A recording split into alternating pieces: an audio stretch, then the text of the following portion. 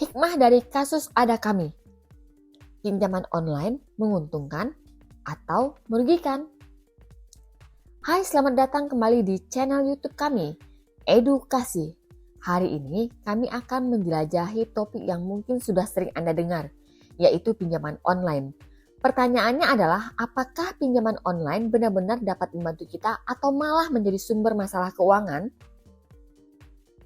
Dalam video ini, kami akan mengupas tuntas pinjaman online, membahas keuntungan dan resikonya, serta memberikan panduan penting untuk membuat keputusan yang bijak. Jadi, pastikan Anda tetap terhubung sampai akhir. Dan sebelum kita mulai, jangan lupa untuk like dan berlangganan channel kami agar tidak ketinggalan konten bermanfaat lainnya. Mari kita mulai.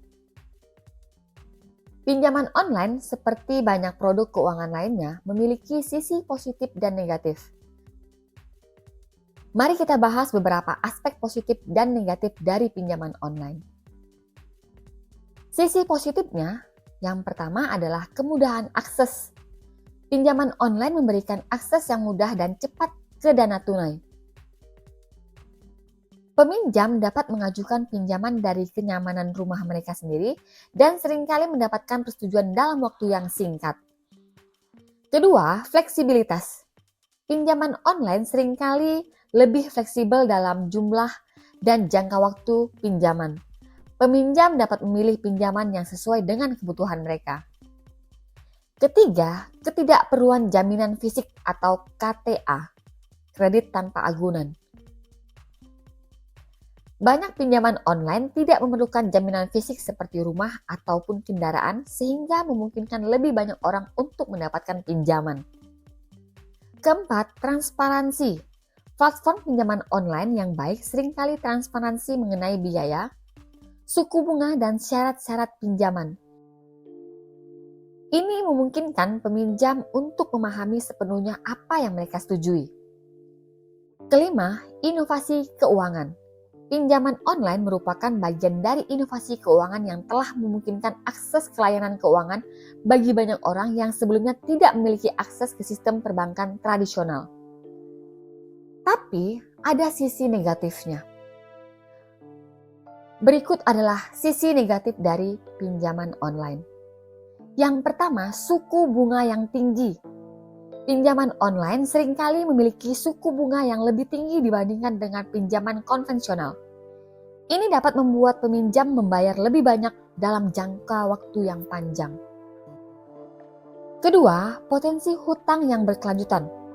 Peminjam yang tidak berhati-hati dapat terjebak dalam utang yang berkelanjutan karena opsi perpanjangan dan biaya tambahan yang tinggi. Ketiga, penggunaan yang tidak bertanggung jawab. Pinjaman online yang mudah dapat disalahgunakan oleh individu yang tidak menggunakan dana dengan bijak, sehingga memperburuk masalah keuangan mereka. Keempat, ketidakjelasan hukum. Di beberapa negara, regulasi pinjaman online mungkin tidak selengkap atau seketat regulasi pinjaman tradisional yang dapat meningkatkan resiko bagi peminjam. 5. Penagihan yang agresif. Beberapa perusahaan pinjaman online yang tidak etis dapat menggunakan taktik penagihan yang agresif, termasuk ancaman dan tekanan yang merugikan peminjam. Keenam, kurangnya edukasi keuangan. Beberapa peminjam mungkin tidak sepenuhnya memahami implikasi dari pinjaman online, dan ini dapat mengarah pada keputusan finansial yang buruk. Penting untuk melakukan penelitian yang cermat, membaca dengan teliti syarat dan ketentuan pinjaman, dan hanya mengambil pinjaman online jika memang diperlukan dan sesuai dengan situasi keuangan pribadi Anda. Jika memungkinkan, konsultasikan dengan penasihat hukum atau penasehat keuangan atau ahli keuangan sebelum mengambil pinjaman. Beberapa ciri umum dari pinjaman online yang merugikan yang perlu Anda waspadai. Yang pertama, bunga yang tinggi. Pinjaman online dengan suku bunga yang sangat tinggi dapat menjadi sangat merugikan bagi peminjam karena dapat membuat mereka sulit untuk melunasi pinjaman. Yang kedua, biaya tersembunyi.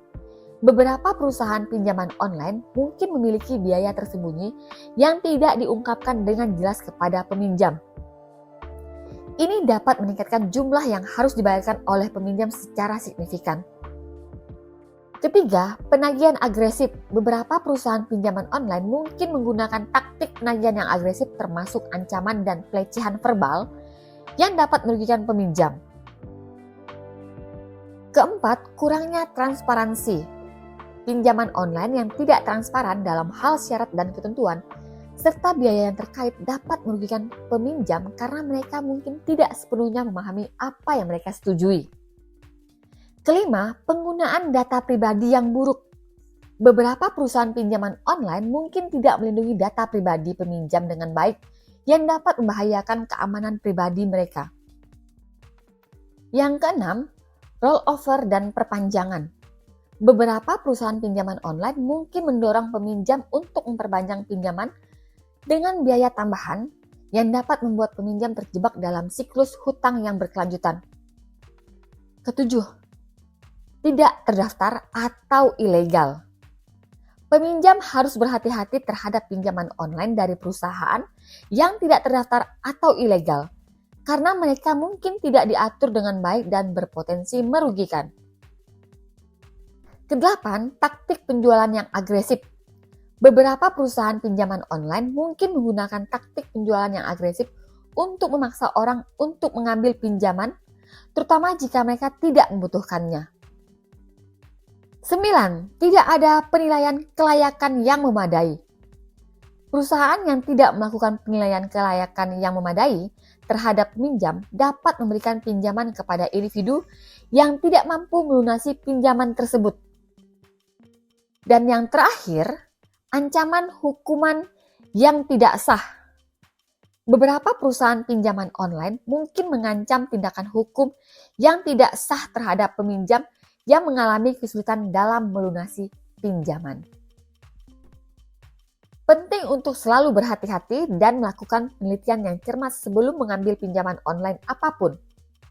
Pastikan untuk memahami sepenuhnya syarat dan ketentuan pinjaman serta biaya yang terkait sebelum menandatangani kesepakatan apapun. Jika Anda merasa dirugikan oleh perusahaan pinjaman online tertentu, Anda dapat melaporkannya kepada otoritas yang berwenang, yaitu OJK. Terima kasih telah menemani kami dalam penjelasan mengenai pinjaman online, apakah menguntungkan atau merugikan? Menurut Anda, apakah pinjaman online ini menguntungkan atau merugikan? Kami berharap video ini memberikan Anda wawasan yang berharga dalam mengelola keuangan Anda. Jika Anda menikmati konten ini dan menemukan informasinya yang berguna, jangan lupa untuk memberikan like dan berlangganan channel kami Edukasi untuk pembaharuan terbaru. Jika Anda memiliki pertanyaan ataupun komentar, silahkan tinggalkan di bawah. Kami selalu senang mendengar jawaban dari Anda. Terima kasih telah menonton dan sampai jumpa di video berikutnya. Tetap bijak dalam mengelola keuangan Anda. Salam edukasi, see you, bye-bye.